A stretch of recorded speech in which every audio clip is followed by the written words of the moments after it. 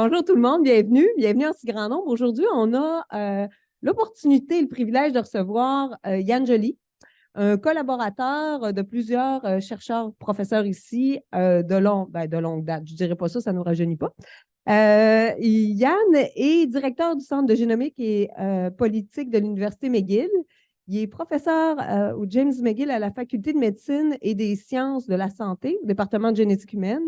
Il est aussi membre associé de l'unité de bioéthique et de la faculté de droit de McGill.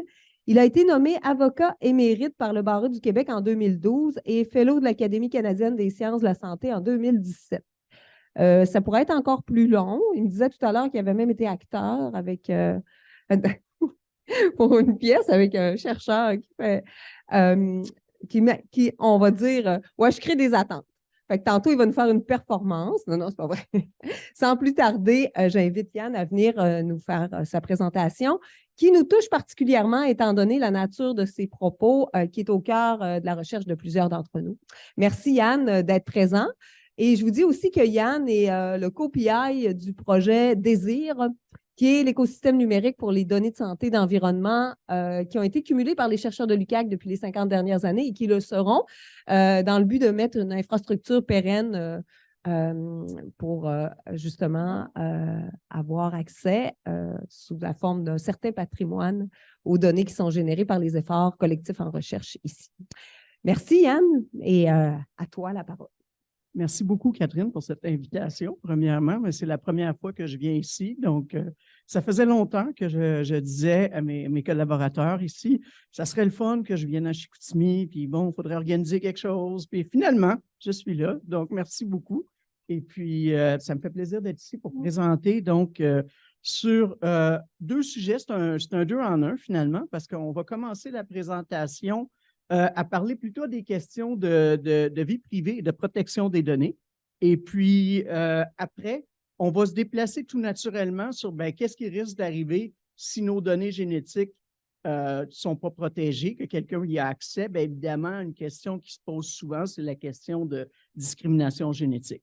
Donc, on va aborder les deux questions en ordre. On va commencer par démêler un peu certains concepts. Parce que souvent, les gens vont utiliser interchangeablement toutes ces expressions-là que vous voyez ici. Vie privée, confidentialité, secret professionnel, sécurité de l'information. Toutes ces choses-là se rattachent à un même concept, sont un petit peu différents. Donc, on va commencer par, justement, comme je disais, essayer de voir un peu les différences. On va se poser la question de, ça c'est la question qui va revenir tout le long de la présentation au niveau de la vie privée et de la protection des données. Pourquoi, premièrement, c'est important? Puis, est-ce qu'on peut encore parler de protéger les données? Est-ce que ce n'est pas obsolète? Est-ce qu'on n'a pas été dépassé par l'informatisation? Est-ce qu'on peut encore faire des choses? Donc, je vais vous laisser vous décider vous-même à travers la présentation. Mais commençons par quelque chose. Moi, j'aimerais vous poser une question au début. Donc, pourquoi est-ce qu'on protège des données génétiques? Pourquoi est-ce que c'est important de protéger des données génétiques ou de protéger des données de santé au point de départ? Qu'est-ce qui est important? Pourquoi est-ce qu'on aime bien le concept de science ouverte? Ça va bien, ça fait avancer la recherche. Pourquoi est-ce qu'on ne décide pas d'en finir, de se simplifier la vie, puis de mettre tout ça en accès libre? Qu'est-ce qui fait qu'on veut protéger des données génétiques? On veut certainement prévenir un risque, c'est parce qu'on pense qu'il y aurait possiblement un risque si quelqu'un voyait ces données-là. Mais bon, qu'est-ce qui pourrait se passer ultimement si on faisait ça et que finalement on arrêtait de protéger les données? Disons qu'on arrête de protéger les données, qu'on décide, bon, en tant que société, on sait qu'il y a un risque de discrimination. On considère que le risque est quand même peu élevé, fait qu'on va arrêter de protéger les données. Le problème aussi, c'est un problème de se dire, les gens, pourquoi est-ce qu'ils participent à la recherche? Pourquoi est-ce qu'ils participent aux soins médicaux? Ils participent au point de départ, puis ils vont voir le docteur, se confier à un médecin, on confie notre information parce que c'est une question de confiance. Donc, à la base, la protection des données personnelles, la protection de la vie privée, c'est une question de confiance. C'est parce qu'on veut que les gens se sentent respectés dans leur autonomie, de décider ce qui est leur vie privée ou pas. Et on veut qu'ils sentent que, ben, si on nous confie quelque chose, qu'on est des gens de confiance, qu'on va garder l'information. De cette façon-là, ils vont avoir confiance à la recherche, ils vont participer à la recherche en génétique, ils ne vont pas avoir peur de partager leurs données. En général, au Canada, les gens participent quand même pas mal. Aux États-Unis, des fois, c'est plus compliqué parce qu'aux États-Unis, comme on va le voir, il y a beaucoup plus de possibilités d'aller piger dans les bases de données publiques, d'aller piger dans les bases de données de compagnies qui vendent directement aux consommateurs. Alors, les gens sont plus méfiants, participent moins à la recherche. Donc, à la base, la vie privée, c'est le droit de base que chacun d'entre nous a. C'est un droit fondamental. On a tous droit à la protection de notre vie privée. Comme tous les droits fondamentaux, c'est un droit qui est très englobant, mais en même temps très flou. Qu'est-ce qui fait partie de votre vie privée? Qu'est-ce qui ne fait pas partie de votre vie privée? Bon, la ligne, elle est grise un peu, mais on sait que certaines choses, en général, vont faire partie de notre vie privée. On pense par rapport à nos convictions religieuses, nos préférences sexuelles, l'information sur notre état de santé. En général, c'est toutes des informations qui vont faire partie de la vie privée.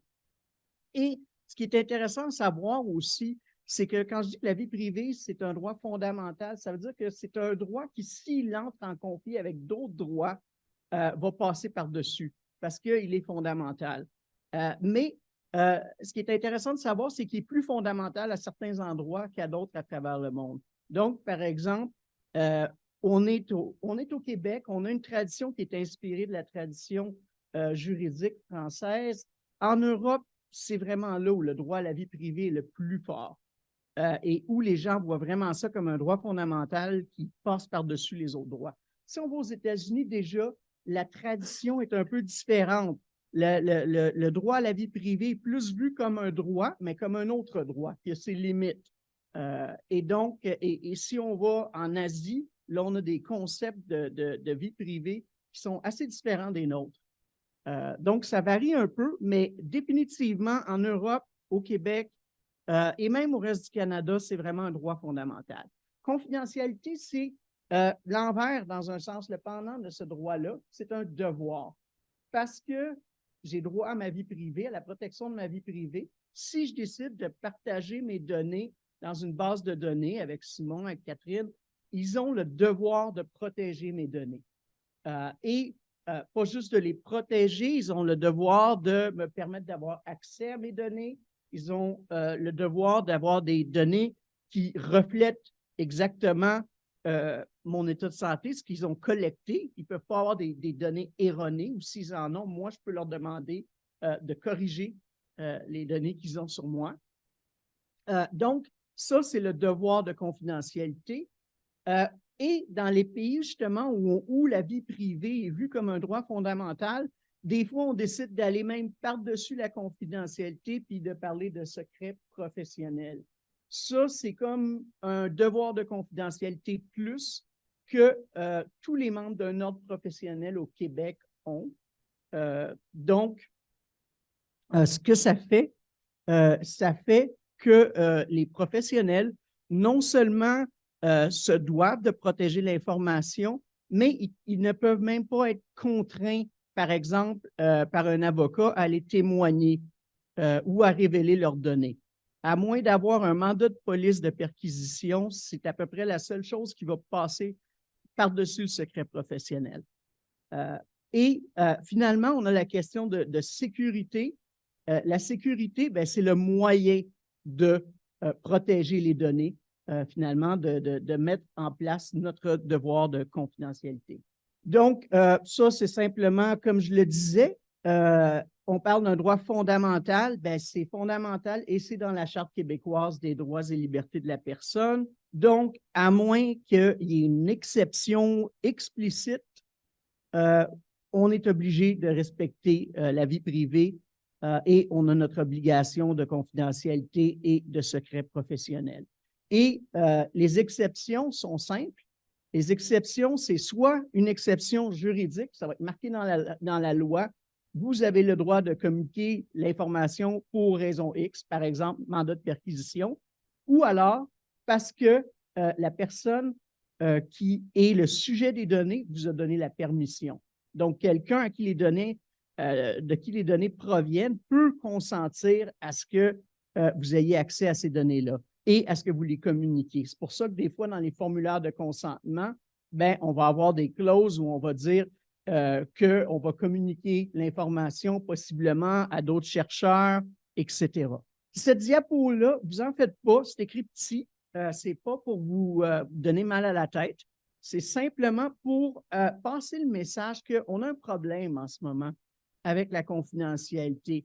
Et le problème, c'est que on est dans une période de transition. Ça nous a pris beaucoup de temps au Québec d'entrer dans cette période de transition vers l'information électronique.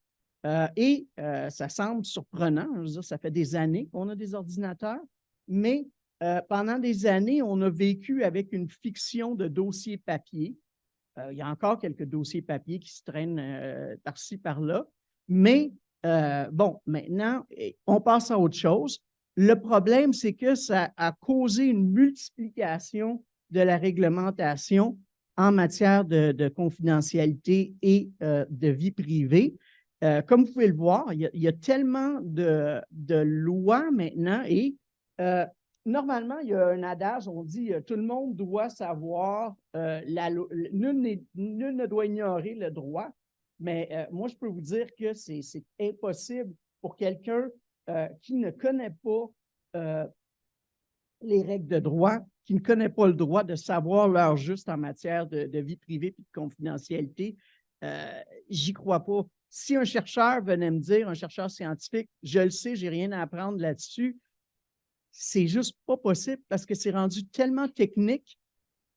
Moi-même qui suis juriste, qui travaille dans ce monde-là, quand on me pose une question spécifique, à moins que ce soit quelque chose que j'avais le nez dedans la journée d'avant, je vais vous dire, bon, mais je vais vous revenir là-dessus dans les 24 heures. Je sais où aller chercher à peu près, mais c'est ça. Il y a tellement. Parce que, premièrement, la façon dont c'est divisé, juste pour vous donner un exemple, si vous me voyez bouger un peu, m'approcher, c'est parce que c'est écrit tellement petit que même moi, je n'arrive pas à le lire, même avec mes lunettes, je viens de faire le test.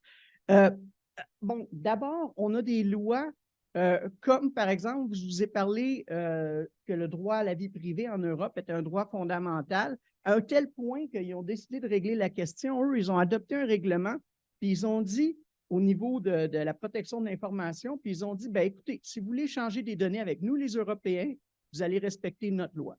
Sinon, on n'échange pas de données avec vous. Ce qui veut dire que même si vous êtes au Canada, n'importe où dans le monde, si vous voulez avoir des données européennes dans vos bases de données, il faut que vous soyez en conformité.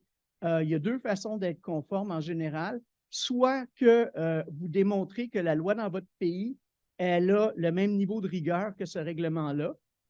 Et en général, ça se détermine au-dessus de nos têtes par les gouvernements.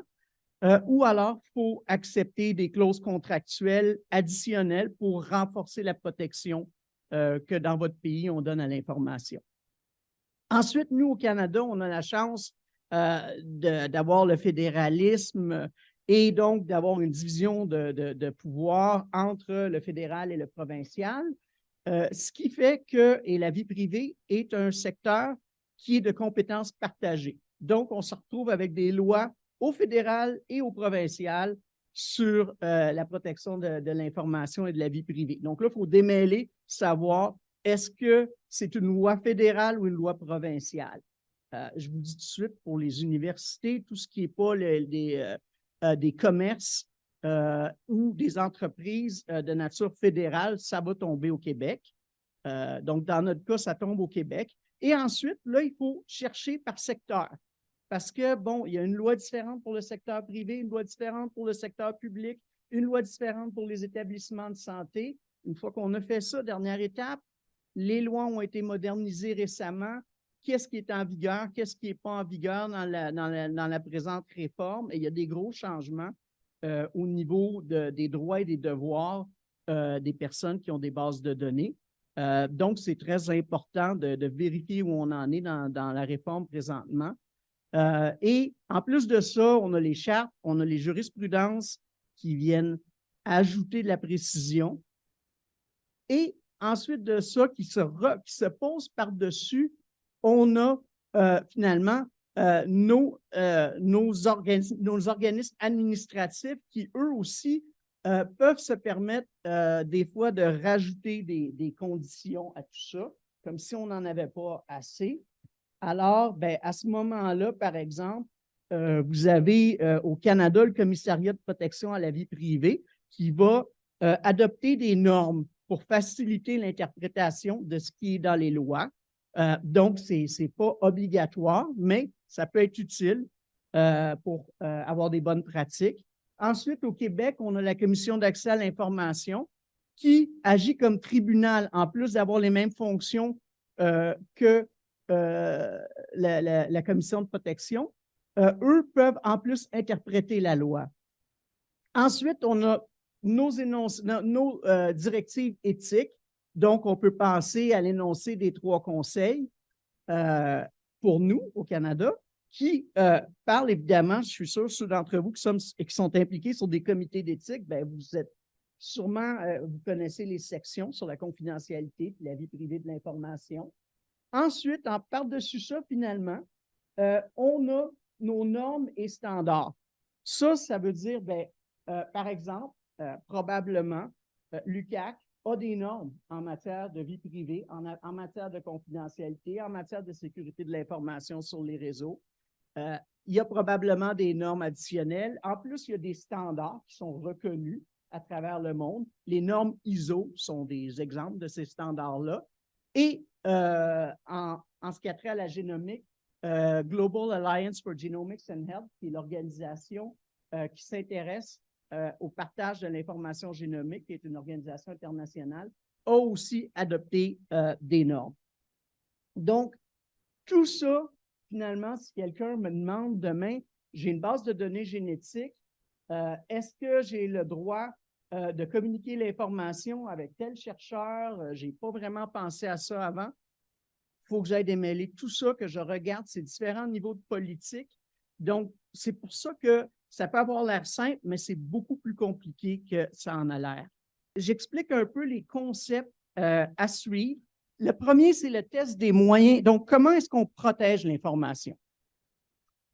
Premièrement, il faut se poser la question, est-ce que l'information que j'ai entre les mains, l'information génétique que j'ai entre les mains, c'est de l'information personnelle? Parce que si ce n'est pas de l'information personnelle, youpi, on n'a pas de problème. Je vous donne un exemple.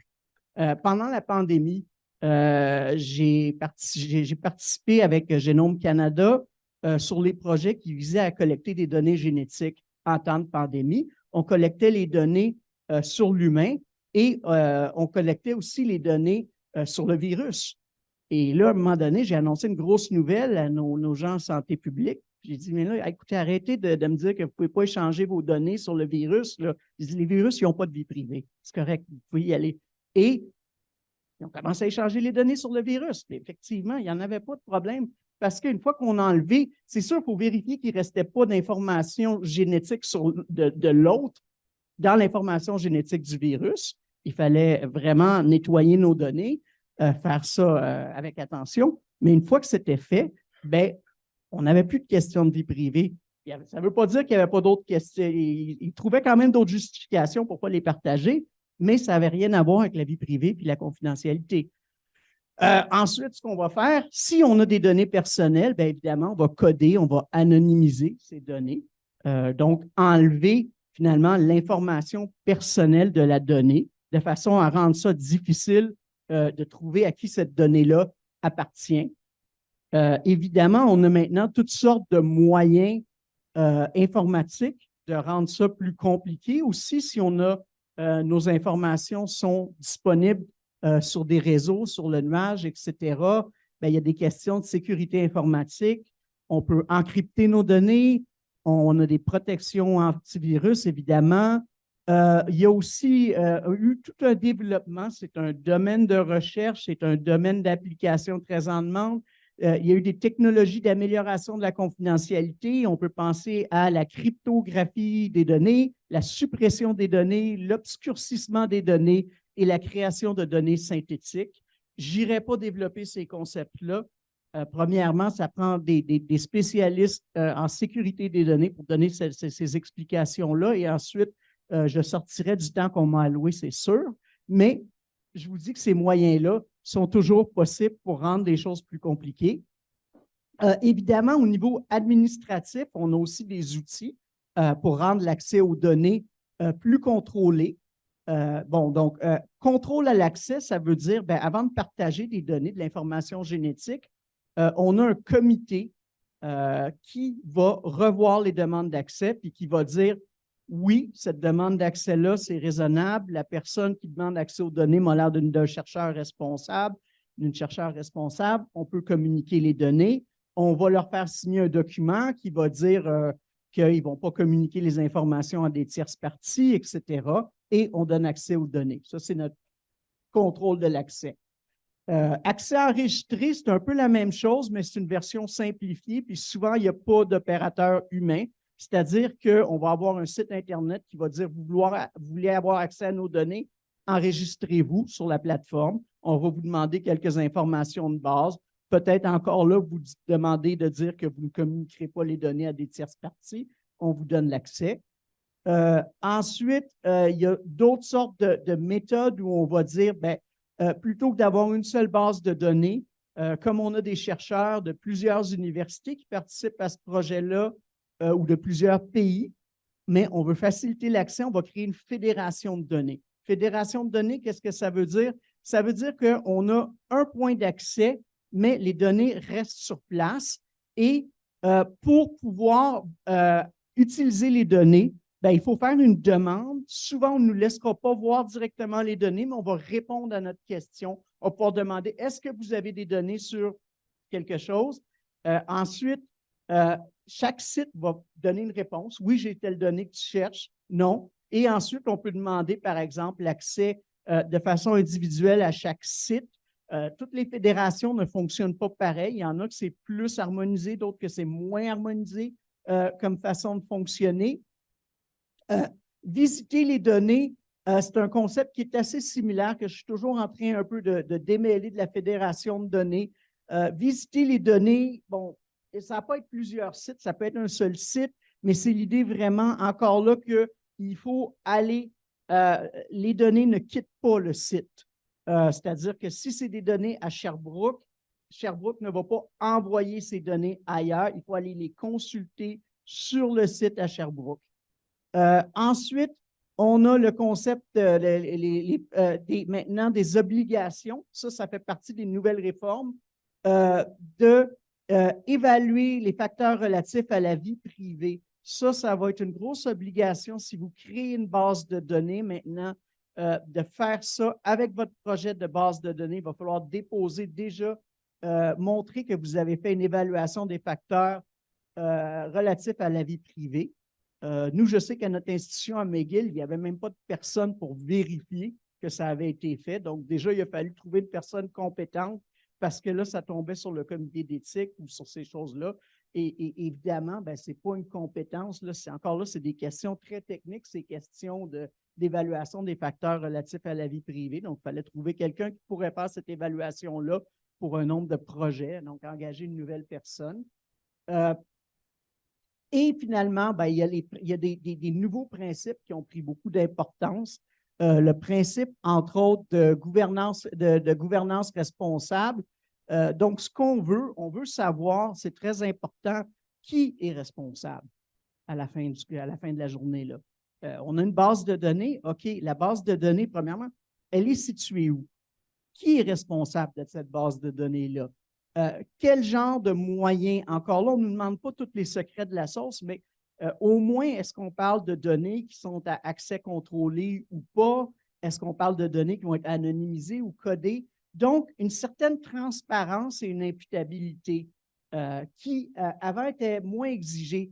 Ça fait partie d'un phénomène vraiment de société en Amérique du Nord où on est rendu de plus en plus au niveau de l'autonomie des individus. on veut leur donner les moyens de se renseigner, d'être au courant de ce qui se passe, plutôt que de dire à nos individus, ben, faites-nous confiance, on s'en occupe. Là, ça ne marche pas trop.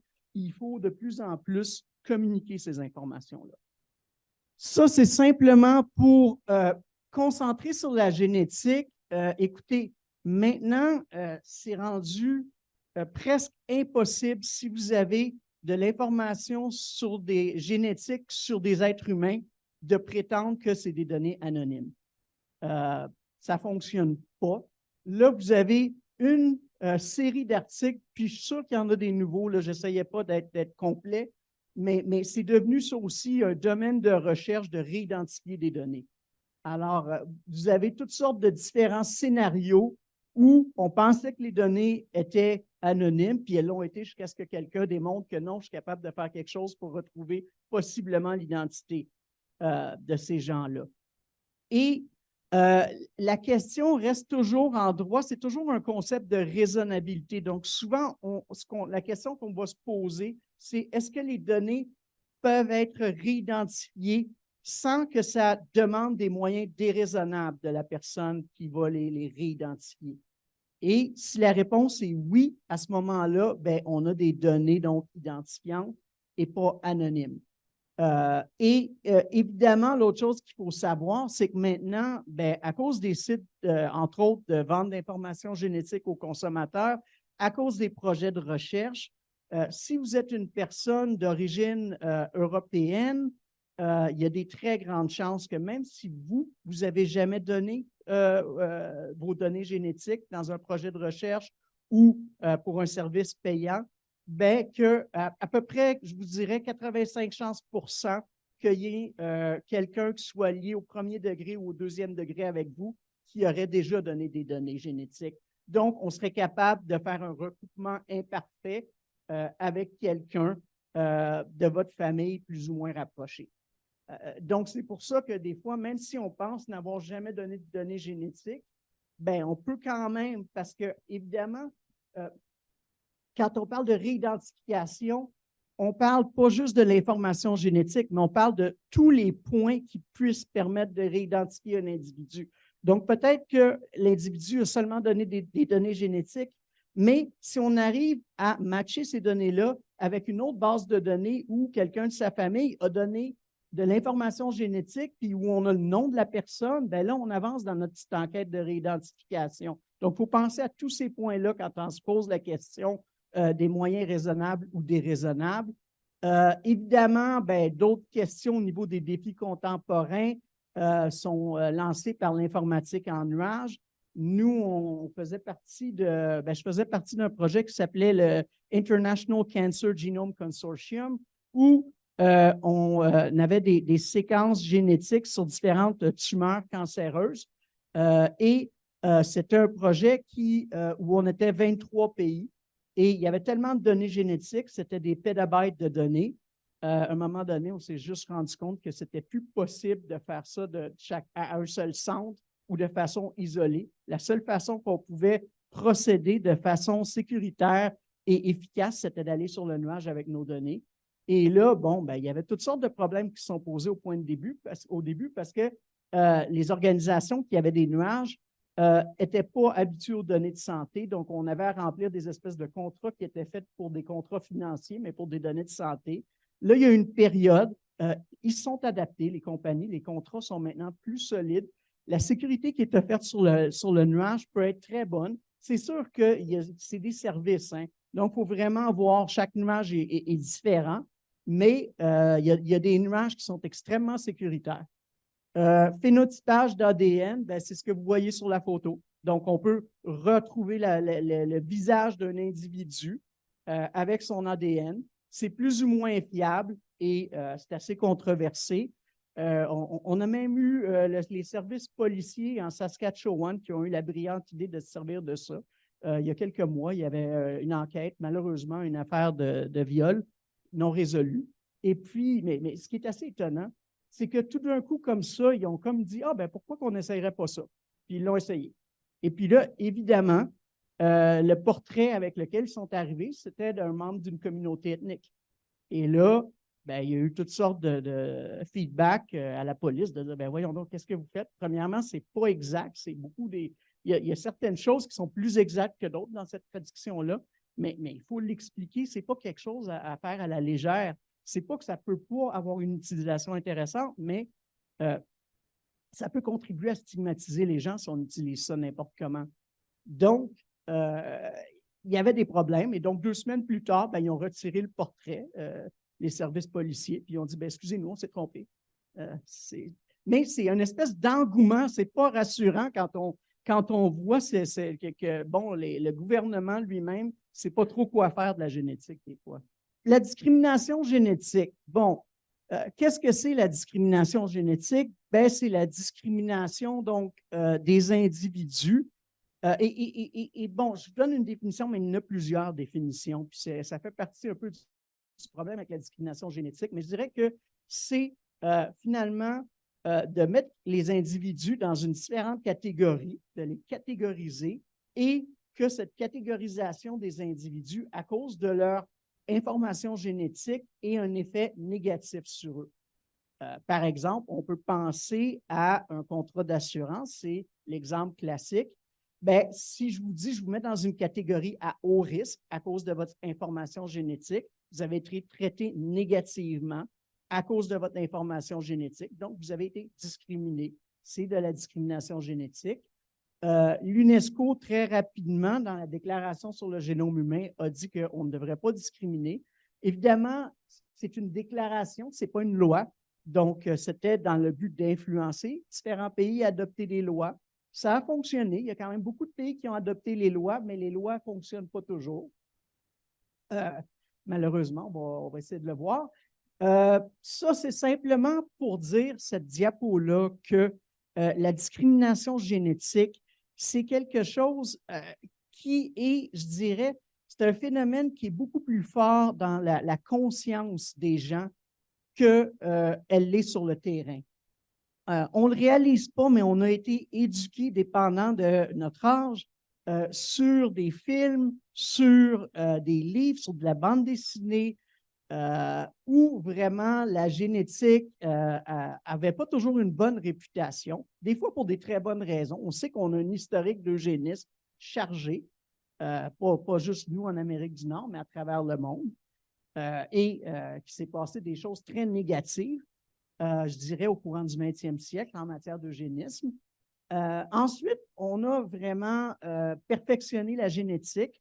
On a changé un peu le ton. Ça a été un peu plus scientifique, mais ça reste de la discrimination. Et puis, bon, on voit juste des photos qui donnent un peu de couleur à tout ça. À cause du temps, je n'irai pas en détail dans ces médias-là. Là, on a une citation dans le film Gattaca que j'aime beaucoup. J'appartenais à une nouvelle classe qui n'était pas déterminée par le statut social ou la couleur de la peau. Aujourd'hui, la discrimination est devenue une science. Alors, c'était un peu comme la génétique est devenue discrimination. Pourquoi est-ce que c'est problématique, la discrimination génétique? Bonne question. Des fois, on se dit, mais pourquoi est-ce que les gens, là, ils veulent absolument protéger les données génétiques contre la discrimination, mais ils n'ont pas de problème à donner leur information de santé à un assureur? Qu'est-ce qui fait que l'information génétique est si différente qu'on a un problème avec ça? Ce qu'on nous répond habituellement, c'est je ne contrôle pas mes gènes. Je suis né avec mes gènes, donc je ne devrais pas être puni à cause de ça parce que je n'ai rien fait pour avoir ces gènes-là. Et aussi, c'est prédictif, l'information génétique. Donc, ce n'est pas parce que j'ai un gène qui me prédispose au cancer du côlon que je vais absolument avoir le cancer du côlon. Donc, pourquoi me traiter comme quelqu'un de malade quand je ne suis pas encore? Le problème avec ces raisonnements-là, c'est que malheureusement, on peut prendre d'autres types d'informations de santé puis avoir des raisonnements similaires. Donc, il reste encore un petit peu un bout contentieux que quand quelqu'un dit « je dois être protégé par rapport à mon information génétique », on reste à se poser des fois la question « oui, mais pourquoi d'autres personnes ne sont pas protégées à cause de leur information de santé ?» Ça rentre en conflit, bien sûr, avec les principes éthiques d'autonomie, d'équité et de dignité. C'est associé avec des concepts d'exclusion, d'oppression, de stigmatisation. Évidemment, il y a des études pour démontrer que les gens qui ont été discriminés, c'est une source d'anxiété, d'inconfort, de dépression. on peut imaginer, on vous apprend déjà que vous êtes prédisposé, par exemple, vous êtes une femme, on vous apprend que vous avez le gène BRCA, vous êtes prédisposé au cancer du sein. Déjà, c'est lourd à prendre, mais c'est en plus de ça, vient la question de est-ce que je vais pouvoir avoir une assurance? J'ai des enfants, qu'est-ce qui va se passer avec eux? C'est déprimant, pas à peu près, puis c'est stressant. Par rapport à l'origine ethnique, par rapport au genre, etc., sur qui ça va tomber. Donc, la discrimination recoupe les différentes classes. Et puis, impact négatif sur la participation au projet de recherche en génétique. Les gens, parce qu'ils ont peur de la discrimination génétique, sont réticents des fois à participer au projet. Même chose, on vous dit, bien, vous devriez passer tel test génétique en clinique parce qu'il y a un historique familial chargé dans votre famille. Les gens, des fois, n'osent pas passer ces tests-là. C'est vraiment problématique parce qu'ils ont peur pour des questions d'assurance, etc. On a une loi au Canada pour prévenir la discrimination génétique. Ce qu'il faut comprendre, c'est que le concept clé de la loi, c'est l'information génétique et les contrats. Donc, tout ce qui n'est pas information génétique et tout ce qui n'est pas contrat n'est pas vraiment protégé. Je vous donne un exemple rapide. Votre historique familial de maladies génétiques, il faut protéger. Ce n'est pas un résultat de test génétique. Donc, à moins que ça vienne d'un test, là, ça serait différent. Mais si vous savez que telle personne a eu telle maladie dans votre famille, qu'il y a eu 4 cancers du côlon dans votre famille, ce n'est pas protégé par la loi. Si on vous a conseillé justement à cause de cet historique-là de prendre rendez-vous avec un généticien, ce n'est pas protégé par la loi. Vous êtes obligé, si on vous demande, avez-vous vu un spécialiste, de dire oui, j'ai vu un généticien, parce que ce n'est pas un test, ce n'est pas un résultat de test. Donc, elle est facile à contourner, la loi. Autre domaine à surveiller, croyez-le ou non, Immigration Canada aussi n'ont pas voulu être laissés de côté par nos services de police. Eux aussi se sont dit qu'ils allaient jouer dans la génétique. Encore là, ça a mal fini avec des histoires à coucher dehors. Ça me fera plaisir de les raconter si vous avez des questions. Mais là, je pense qu'ils sont moins là-dedans. En tout cas, c'est moins public s'ils continuent de le faire. Aussi, bon, évidemment, il y a des questions de génétique en niveau de paternité. On peut imposer des tests génétiques au niveau de la paternité au Canada. Ça fait partie de nos lois. Avec un commencement de preuve, on a le droit d'imposer les tests. Enquête criminelle, on en a parlé. Et puis, il y a des pays où on commence à discuter. Il y a même eu des lois qui ont été proposées, mais pas adoptées, où chaque citoyen du pays et même les voyageurs qui passeraient dans le pays devraient se soumettre pour une prise d'ADN. Donc, c'est discuté. En conclusion, les bases de données génétiques vont continuer de se multiplier et un nombre croissant de données génétiques deviendra disponible pour la recherche et pour les soins. Donc, on est juste au début, là.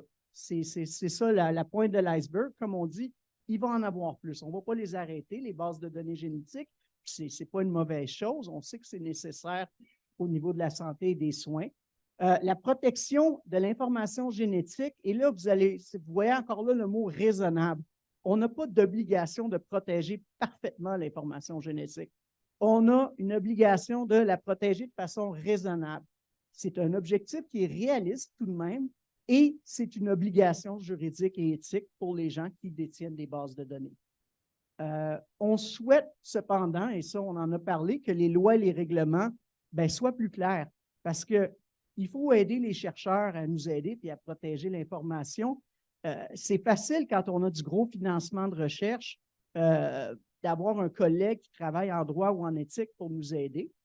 Mais si on pense aux chercheurs qui commencent et qui veulent avoir une base de données génétique, là, il ne sera pas capable de s'adjoindre quelqu'un avec cette expertise-là nécessairement. Alors, qu'est-ce qu'il fait, le jeune chercheur? Ce n'est pas évident, là. Les universités commencent à engager des gens pour aider ces chercheurs-là.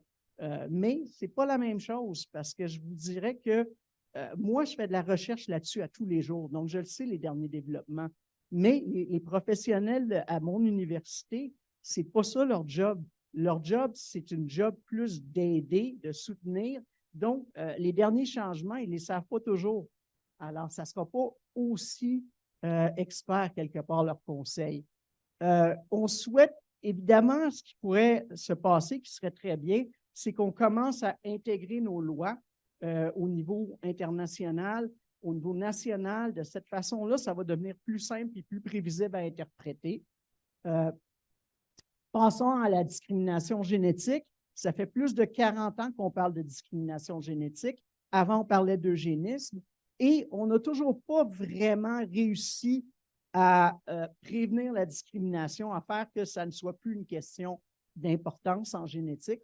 Le mot revient encore. C'est encore une des raisons pourquoi les gens disent « je ne veux pas participer à un projet génétique ». C'est parce que souvent, on a ce que j'appelle une approche pansement à ce problème-là. C'est-à-dire que quand les groupes de patients commencent à faire trop de bruit, on va adopter une loi pour leur faire plaisir, une loi qui généralement fonctionne plus ou moins. Après, on se dit, OK, on a réglé le problème, on passe à autre chose. Il faut des approches plus sophistiquées où on va aussi partager de l'information sur, parce que souvent, je donne un exemple, aux États-Unis, la majorité des gens ne savaient même pas qu'ils avaient une loi pour les protéger de la discrimination génétique. Et ça incluait les médecins. Donc, quand c'est rendu que même les médecins ne savent pas les protections que leurs patients pourraient avoir, ça démontre bien qu'il n'y a pas eu un bon travail à communiquer ces changements-là. Aussi, pas juste adopter des lois, mais adopter des politiques plus souples qui vont pouvoir mieux réagir avec la science.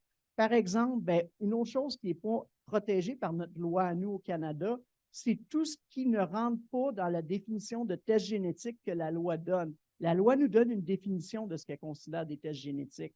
Mais tous les nouveaux développements au niveau omique, il y a beaucoup de choses qui ne sont pas capturées dans cette définition de tests génétiques qui nous est donnée par la loi.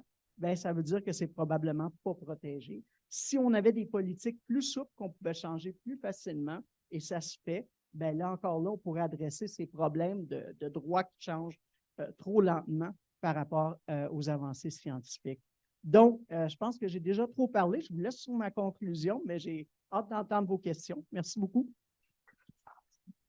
Ma question, elle est très technique, mais en ce moment, je suis en train, dans le cadre de mes fonctions, de travailler un cadre de gestion pour notre base de données.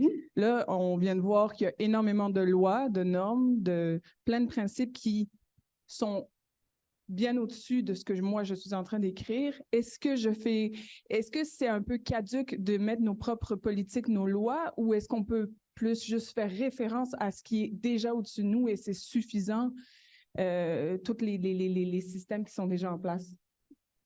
C'est une bonne question. Je pense que moi, je dis toujours qu'il ne faut pas réinventer les choses quand on n'en a pas besoin.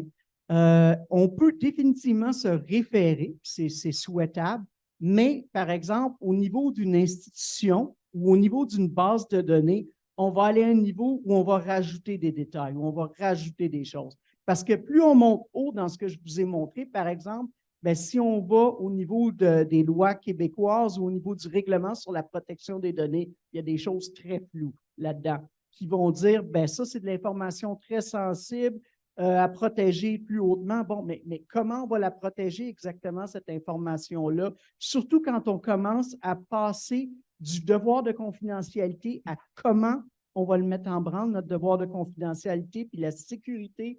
Là, il va falloir aller dans plus de détails. Il va falloir aller dans les normes souples, les ISO, les choses comme ça pour voir vraiment quel genre de détails techniques, de quelle façon vraiment on va pouvoir assurer cette protection-là. Donc, oui, on peut s'inspirer de choses, mais il va falloir aller un plus grand nombre de détails et remplir un peu certaines choses. Merci. Merci beaucoup pour la présentation, c'était vraiment intéressant.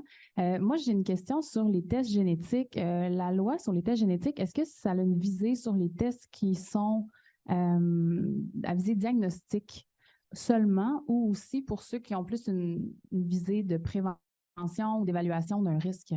C'est une très bonne question. La loi ne fait pas la différence. Mais ça ne nous sort pas forcément du problème pour les tests de diagnostic génétique. Parce que, encore là, qu'est-ce qu'on fait si une personne a une maladie génétique? Parce que là, oui, il y a un résultat de test qui est impliqué, mais en même temps, la personne est symptomatique. Elle va être symptomatique éventuellement. Elle va avoir une maladie. Est-ce que ça va être protégé ou est-ce qu'on va devoir le déclarer? On n'a pas de réponse. La loi est encore trop nouvelle. Selon moi, ça ne sera pas protégé par la loi. Parce que je pense qu'un assureur À un moment donné, c'est un business, c'est privé, l'assurance-vie. Donc, si l'assureur n'a pas le droit de demander à une personne avant de lui donner une assurance-vie, est-ce que vous êtes malade? Il y a un problème là, quelque part. C'est lui, c'est sûr qu'il va perdre de l'argent au bout du compte. On peut faire un argument quand on parle de tests prédictifs et dire, ben, il ne perdra pas assez d'argent. Ce n'est pas vraiment assez problématique, donc on peut l'empêcher d'avoir accès à ces tests-là.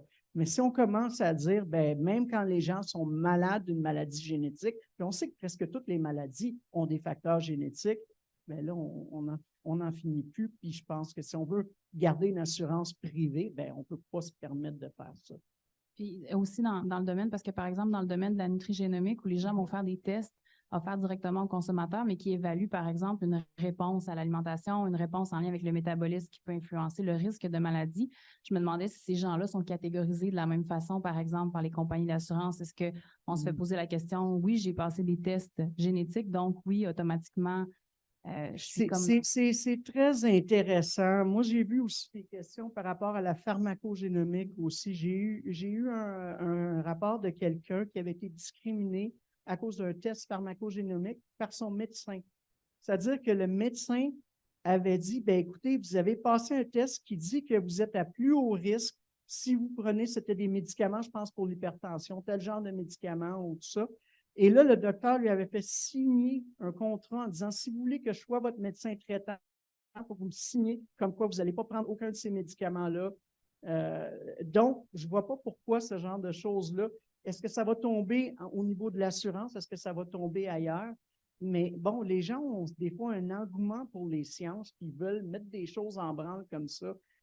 Des fois, ce n'est pas systémique, c'est juste un endroit comme ça, puis là, bon, la meilleure solution reste d'aller ailleurs s'il y a quelqu'un qui n'a pas vraiment compris.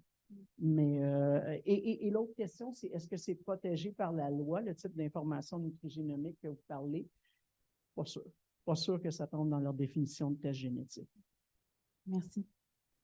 Oui, j'ai une question qui porte davantage peut-être sur les questions de principe. Parce qu'il y a la loi, mais il y a aussi, bon, à des gens qui disent, puis pour être très honnête, nous, c'est parce qu'on deal avec des généalogistes qui, pour eux, ont absolument aucun scrupule à mettre de l'information génétique sur un petit site fait avec WordPress là, en ligne. Pour eux, il n'y a pas de...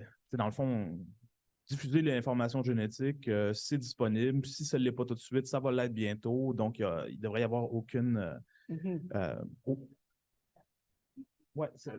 chose qui n'a pas de problème. Puis un des problèmes qu'on se rend compte, c'est que dans le fond, comme vous l'avez mentionné, ben, il semblerait que pour tout ce qui concerne la discrimination génétique, les cas sont ou plus nichés ou plus d'écoles. Bref, ça semble être du domaine de la science-fiction. Donc, quels arguments vous mobilisez pour simplement dire, passer le message, là, la question de la confidentialité puis du respect de la vie privée, c'est un principe qui n'est pas juste un principe parce qu'il est inscrit dans une déclaration de l'UNESCO, mais parce que moralement, voilà les effets que ça peut entraîner généralement. Puis le corollaire de cette question-là, si vous me permettez, c'est, dans le fond, est-ce qu'il n'y a pas autour de ça non seulement une question de principe et de morale, mais aussi de pouvoir? C'est-à-dire que quand nous, on va voir l'assureur a toujours les moyens de faire de bien meilleures prédictions que nous, on aura d'en faire sur notre propre état de santé, notre propre... puis même si j'ai des résultats génétiques qui me concernent, les chercheurs, les assureurs, les gouvernements, en raison de l'accès à des bases de données gigantesques, sont capables de faire de meilleures prédictions sur mes comportements, mes développements biologiques, bref, sur ma vie en général que moi, je peux en avoir. Oui. Super bonne question. On pourrait en parler longtemps. Je vous dirais, premièrement, que je tiens quand même à être très clair. Oui, je pense que l'anxiété par rapport au fait d'être discriminé par rapport à nos données génétiques est plus élevée que le risque d'être discriminé. Maintenant, je ne veux pas dire qu'il n'y a pas de risque d'être discriminé. Il y a effectivement des situations. Je vous dirais, généralement, ça va être dans des cas de maladies monogéniques et hautement familiales et évidemment qui coïncident avec un décès précoce de la personne. C'est dans ce cadre de maladie-là où c'est le plus fréquent qu'on va entendre parler de discrimination génétique. Il y en a dans d'autres domaines, comme on en a parlé, mais là, ça devient plus rare. Ça, c'était la première chose que je voulais dire. Ensuite, on parlait de problèmes de pouvoir inégaux. Je suis tout à fait d'accord. Moi, je vous dirais que le plus gros problème que je vois, et je pense que c'est une erreur de focuser sur la génétique, mais c'est que les assureurs en Amérique du Nord, c'est un milieu très peu transparent. Hein?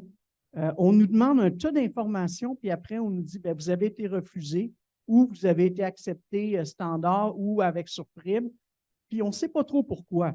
Puis si on leur demande pourquoi, ils peuvent bien nous dire qu'est-ce qu'ils veulent. Le seul moyen d'avoir accès à plus d'informations, c'est de contester leur raison, puis d'aller en cours. Donc, il y a un manque de transparence. Et il y a des formulaires. Moi, j'ai fait une étude des formulaires d'assurance vie. Ça va sortir dans le journal Facile si vous êtes intéressé dans les prochains jours. Et les clauses sont tellement larges dans ces formulaires-là. On vous dit, avez-vous déjà rencontré un professionnel de la santé? Avez-vous déjà passé un test? Ça, là, c'est des expéditions de pêche avec des questions formulées de façon tellement générale que les gens vont se sentir obligés de donner presque un surplus d'informations. Donc, moi, je pense qu'il est là le problème au niveau de l'assurance. Au niveau du gouvernement, problème un peu différent. C'est un problème, selon moi, qu'on est très rapide à adopter les lois puis à pointer du doigt le secteur privé puis à dire, eux, c'est les mauvais. Nous, le gouvernement, on veille à votre bien, ayez confiance. Et les gens au Canada ont tendance à avoir confiance, peut-être trop. Et donc, au niveau du gouvernement, moi, ce que j'ai vu beaucoup de fois, et par les agences d'immigration et par les services policiers, c'est qu'on essaye des trucs, mais aucun cadre éthique, aucune norme. Puis après, ben, si ça ne marche pas, on a l'air fou dans les journaux, on s'excuse, puis on dirait que les gens oublient, puis que, bon, ben, ça y est, on passe à autre chose. Donc, il y a un problème aussi à ce niveau-là de dire à un moment donné, ben, ce qui n'est pas correct pour les chercheurs universitaires, ce qui n'est pas correct pour les compagnies privées, c'est d'autant plus pas correct pour le gouvernement. Et ça, je pense que ça va être quelque chose à faire. Alors, j'ai une question, Yann, au sujet des données puis de la confidentialité des données. Parce qu'on sait comment en recherche, c'est quelque chose de sensible. Là, quand on a des données génétiques, on est contraint avec nos formulaires de consentement. Et quand je dis contraint, c'est bien correct. Là, c'est pas avec un jugement péjoratif. Mais on se veut le plus rassurant possible. Mais de plus en plus, on a en ce moment une mouvance de l'implantation de ces tests-là en clinique, ce qu'il n'y avait pas avant. Et on sait que les tests en clinique dans les hôpitaux, par exemple, si on fait un test parce qu'on a une bactérie quelconque, ben ça va être crié dans le laboratoire, ça va passer dans le passage. Finalement, la chambre à côté de nous autres va le savoir avant nous quelle bactérie qu'on a. J'exagère un peu, mais bon, la confidence, on va dire. Alors là, pour les données de génétique, moi, la question que je me pose comme individu qui aura peut-être à en passer pour une hospitalisation dans le futur, est-ce que je vais être au courant qu'ils vont passer des tests quand ils vont me prendre une prise de sang pour regarder quelque chose s'ils en font? Est-ce qu'ils vont me le demander avant? Ces données-là, ils vont être où? Est-ce que je vais avoir mon autorisation à donner? Ou ça va être comme dans le pipeline, des tests de routine, comme une formule sanguine, une mesure de... Ou à ce moment-là, quand on a besoin pour avoir le meilleur diagnostic et pour assurer le meilleur pronostic, ce qui est des faits utiles et justifiables, ben, tu n'as pas à demander au patient. Tu lui fais juste signer la formule quand j'accepte les soins, oui. Puis si tu veux partir avant le temps parce que tu n'es plus capable d'attendre, je refuse les soins, je m'en retourne chez nous. Mais les soins, c'est très, très large, puis on ne sait pas ce que c'est. Oui. Puis on ne sait pas si ça va être conservé, puis on ne sait pas. Ben, tu comprends un peu où je m'en vais avec ma question. Maintenant, je te laisse avec ça. OK. Bon. C'est ici que je t'abandonne. Non, mais c'est bon, c'est bon.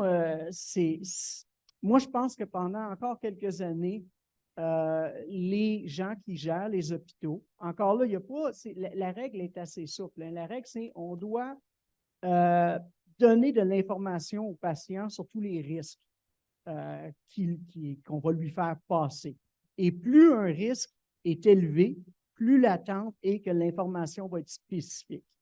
Donc, la question, c'est est-ce qu'on voit le fait de passer des tests génétiques à un patient comme étant quelque chose qui pose un risque, que le risque est suffisamment élevé qu'on doit être explicite pour en parler. Et aussi, c'est ça qu'on veut informer le patient. Moi, je pense que pour quelques années, la plupart des hôpitaux ne vont pas prendre de chance, puis ça va être discuté. La grosse question aussi, puis ça fait partie des nouveaux changements de la loi dont il faut que les gens soient au courant, c'est qu'à partir de très bientôt, ben, les hôpitaux vont pouvoir utiliser l'information de leurs patients pour faire de la recherche, sans consentement de la part du patient. C'est-à-dire que si vous restez dans le même établissement, à ce moment-là, ben, l'information pourra être utilisée. C'est sûr qu'il y a des conditions là, pour utiliser l'information, mais ça va pouvoir être utilisé pour faire de la recherche. Donc, encore là, les gens ne seront possiblement pas mis au courant. Ce qui risque d'arriver, encore là, il va y avoir un formulaire très général qui va vous dire, bien, ce genre d'information-là pourrait être aussi utilisé pour faire de recherche par les chercheurs de notre établissement. Puis, ça va être à vous de lire le formulaire.